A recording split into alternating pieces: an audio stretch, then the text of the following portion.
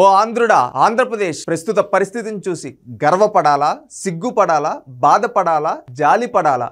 దేశంలో రాజధాని లేని ఒకే ఒక్క రాష్ట్రం ఆంధ్రప్రదేశ్. నేరస్తులు పాలిస్తున్న ఒకే ఒక్క రాష్ట్రం ఆంధ్రప్రదేశ్. ముద్దాయిలు మంత్రులైన ఏకైక రాష్ట్రం ఆంధ్రప్రదేశ్. ముద్దాయి కోర్టు వాయిదాలకు ప్రజల సొమ్ము ఖర్చు చేసే ఏకైక రాష్ట్రం ఆంధ్రప్రదేశ్. కూల్చడాలు తప్ప కట్టడాలు లేని ఏకైక రాష్ట్రం ఆంధ్రప్రదేశ్. ప్రభుత్వ ఆస్తులు తాకట్టు పెట్టే ఏకైక రాష్ట్రం ఆంధ్రప్రదేశ్.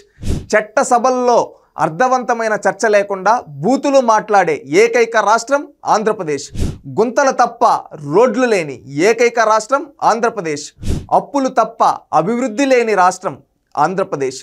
దేవుడి డబ్బులు, దేవుడి తలనీలాలు అమ్ముకునే ప్రభుత్వం ఉన్న ఏకైక రాష్ట్రం ఆంధ్రప్రదేశ్. రోడ్డుపై ఆడపిల్లను హత్య చేస్తే మాట్లాడలేని ఏకైక రాష్ట్రం ఆంధ్రప్రదేశ్.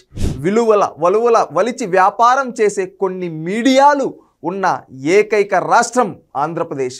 చిన్న పిల్లలపై జరిగే అత్యాచారాలకు చెలించని ఏకైక రాష్ట్రం ఆంధ్రప్రదేశ్. పనికి మాలిన డిబేట్లు పెట్టి సన్నాసులను, పొరంబోకులను, సెలబ్రిటీలను చేసే మీడియాలు ఉన్న ఏకైక రాష్ట్రం ఆంధ్రప్రదేశ్. దేవాలయాల సొమ్ములు దోచుకుంటూ ఆ దేవాలయాలనే కూల్చే మా గొప్ప నాయకులు ఉన్న ఏకైక రాష్ట్రం ఆంధ్రప్రదేశ్.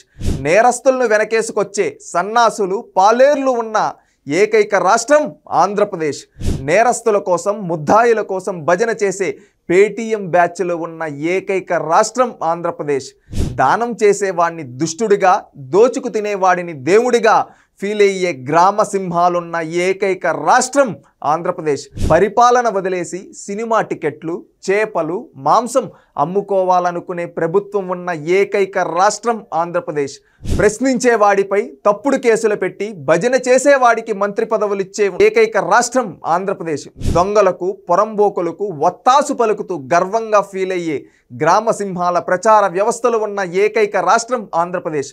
దొంగలను, నేరస్తులను, ముద్దాయిలను వదిలేసి మంచివాడికి అధికారం ఇచ్చే స్థాయికి ప్రజలు ఆలోచన మారినప్పుడే ఆంధ్రప్రదేశ్ రాష్ట్రం కూడా మారుతుంది. ఆలోచించు ఆంధ్రుడా, నీ రాష్ట్ర భవిష్యత్తు కోసం, మన భావితరాల భవిష్యత్తు కోసం రేపు రానున్న ఎన్నికల్లో ఇవన్నీ గుర్తుపెట్టుకొని మంచి నాయకుడిని ఎన్నుకో.